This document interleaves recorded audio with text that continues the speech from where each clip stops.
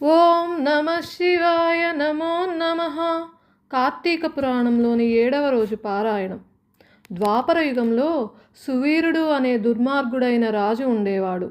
ఆ రాజు తాను చేసిన పాపకర్మల కారణంగా రాజ్యాన్ని కోల్పోయాడు. తన భార్యను తీసుకుని నర్మదా నదీ తీరాన పర్ణశాలలో నివాసం ఏర్పాటు చేసుకున్నాడు. వారికి ఒక కూతురు జన్మించింది.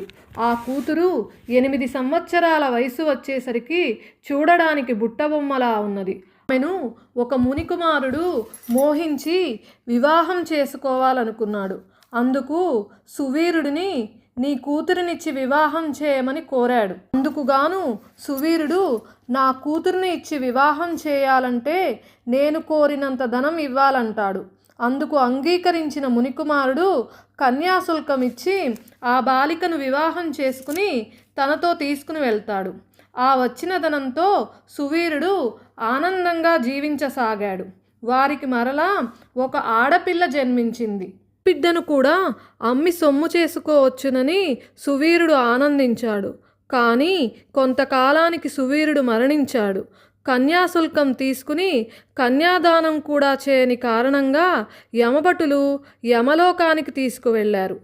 ఎవరైతే కన్యాశుల్కం తీసుకుని కన్యాదానం కూడా చేయకుండా వివాహం చేస్తారో వారితో పాటు వారి పూర్వతరాల వారికి కూడా రౌరవాది నరకాలు అనుభవించాల్సి వస్తుంది. ఆ కారణం చేత సువీరునితో పాటు అతని పూర్వపు తరాల వారు కూడా యమలోకానికి రావాల్సి ఉంటుంది. అతని పూర్వీకులలో శృతకీర్తి అనే గొప్ప రాజు ఒకరున్నారు.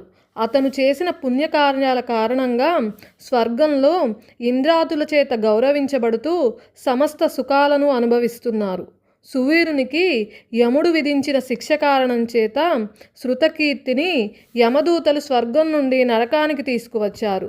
శృతకీర్తి నన్ను యమలోకానికి తీసుకురావడానికి కారణమేమి అని అడగగా యమధర్మరాజు, నువ్వు స్వర్గార్హుడివే, కానీ నీ వంశస్థుడైన సువీరుడు కన్యను విక్రయించాడు. దాని పర్యావస్థానంగా నీవిక్కడున్నావని తెలియజేశాడు. అయినా సువీరుని 2వ కుమార్తె నర్మదా నదీ తీరంలో ఉన్నది. ఇంకా వివాహం కాలేదు. నా అనుగ్రహం వలన నీవు మానవ శరీరం దాల్చి ఆ కన్యకు తన తల్లి సమ్మతితో అర్హుడైన వరునికి ఇచ్చి కార్తీక మాసంలో కన్యాదాన విధానంగా పెండ్లి జరిపించు శృతకీర్తి అని చెప్పారు. యమధర్మరాజు అనుగ్రహం వల్ల నర్మదా నదీ తీరాన్ని చేరి సువీరుని భార్యకు హితబోధ చేసి ఆ కన్యను సువర్ణాభరణ భూషితను చేసి శివానుగ్రహంతో బ్రాహ్మణునికిచ్చి కన్యాదానం జరిపించాడు. ఆ పుణ్యమహిమ వలన శృతకీర్తి అతనొక్కడేగాక సువీరుడు అతని పూర్వీకులు కూడా స్వర్గార్హులవుతారు. తదనంతరం శృతకీర్తి 10 మంది బ్రహ్మచారులకు కూడా ఆ కన్యాదాన ఫలం దారపోయడం వలన బ్రహ్మచారులు వారి పూర్వీకులు కూడా స్వర్గార్హులవుతారు. తరువాత శృతకీర్తి యథారీతి స్వర్గాన్ని చేరి తన వారితో కలిసి సుఖించసాగాడు. కాబట్టి కార్తీక మాసంలో కన్యాదానం చేసిన వారి సర్వపాపాలు నశిస్తాయి అనడంలో ఎటువంటి సందేహం లేదు.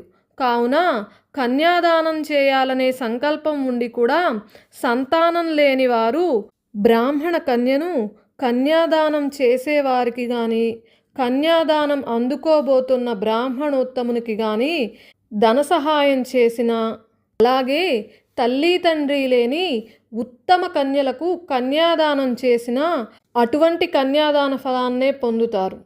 సర్వం శ్రీ ఉమామహేశ్వరార్పణమస్తు. శివార్పణమస్తు. ఓం నమ శివాయ.